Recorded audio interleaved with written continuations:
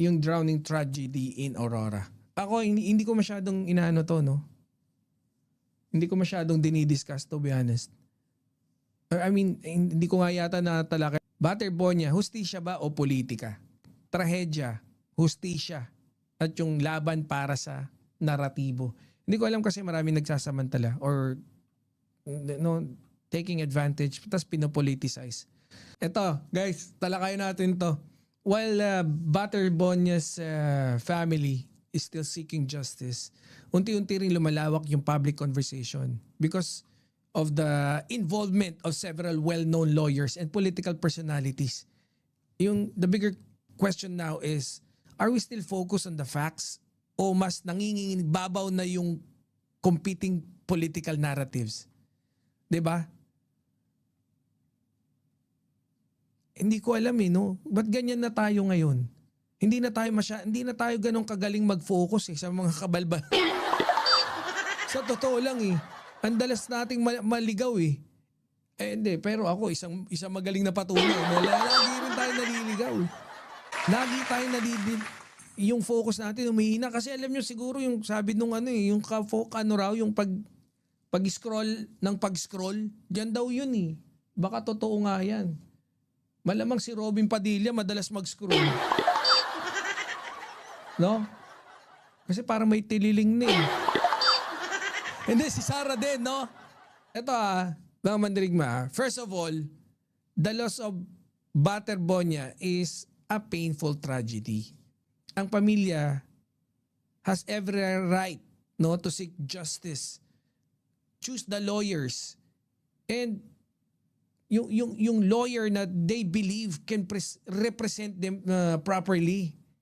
Pero pansinin nyo kasabay ng entry of several prominent lawyers and strong statement from political figures, the conversation quickly expanded from the actual incident into a much broader political debate. Alam mo parang this feels a lot like a social media algorithm 'Di ba?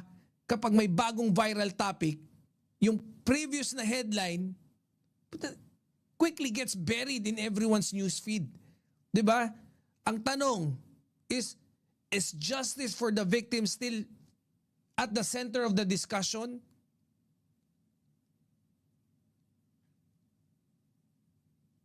Ba't di kayo sumasagot? Hindi, joke lang. It can also be denied that it also can't be denied that some commentators and social media users argue that the issue is being used to divert public attention from the impeachment proceeding involving the Vice President. Parang ganun Kayo ba? No? Hindi ko alam. Lahat talaga, lahat taking advantage of. Ako feeling ko kalikaliwa sa isang side si Robin Padilla at si Alan Cayetano feeling presidente at Vice President na lumilibot kung saan-saan ang aga mangampanya, Then syempre nadadrag din tayo diyan sa mga pakeme ni Sara Duterte, 'di ba? Tapos all along ito si Mike Defensor na yung kaso talagang andali nating madistract Andali nating madistract. Andali nating madistract. Yung focus natin wala, sablay na tayo. Kung tutuusin. 'Di ba? Pero mahalagang tandaan that this remain opinions and interpretations, hindi to established facts. Ako, yun lang yung sinasabi ko Yun yung pakiramdam ko Kasi, hindi ko alam bakit masyado sila nag-i-invest. Kaya, ewan ko ba, kasi masyado na yata ako nagiging You can't help but think minsan no?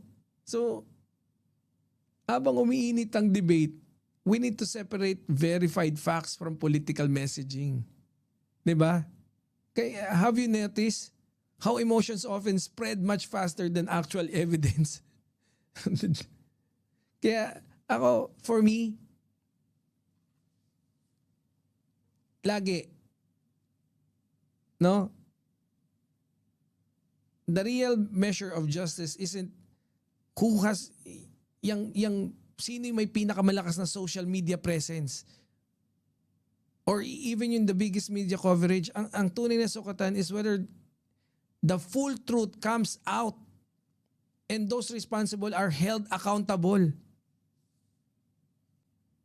Kawawa din, no? Kasi yun nga, habang nagdadalamhati yung pamilya, there are a lot of people and even mga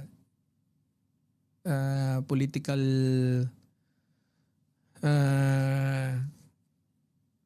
mga celebrities, no? Talagang they are taking advantage.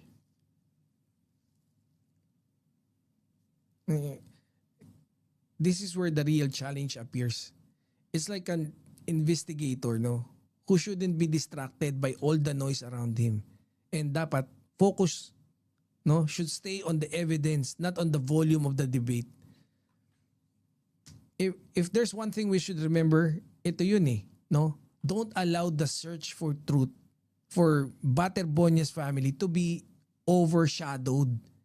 And don't judge national issues based on only on emotions. Kasi in the end, justice should always stand on evidence. At syempre, responsibilidad nating lahat to remain thoughtful and critical regardless of which side is speaking. Kaya guys, no, ako, lagi kong advice talinuhan natin sa panonood no. Ang dami talaga ngayong, ang daming mga manlilin lang, mga hayop.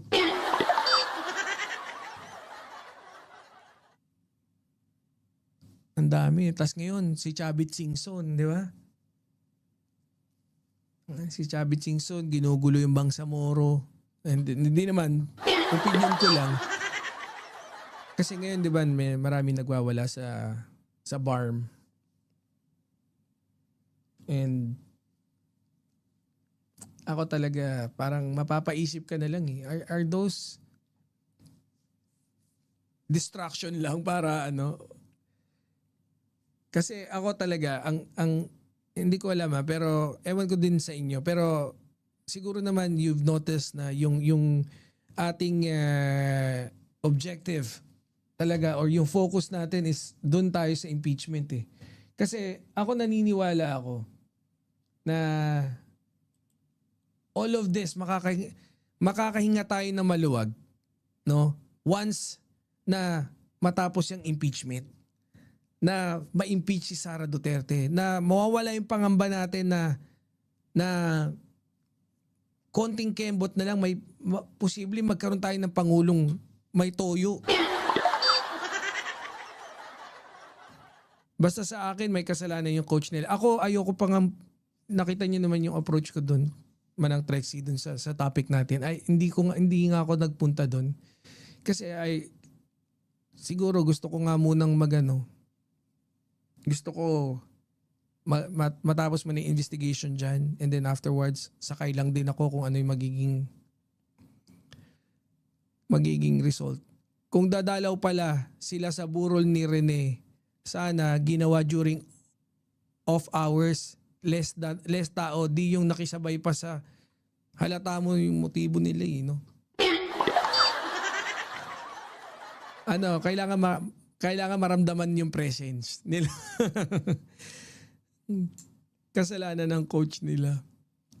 Oo, kasi 'di ba marami yung investigation shows na dati pa pala yung ganun Tapos meron din mga nagsabi na mga dating mga retired athletes na dati pa palang alam yung ganun, dati pang alam na nangyayari.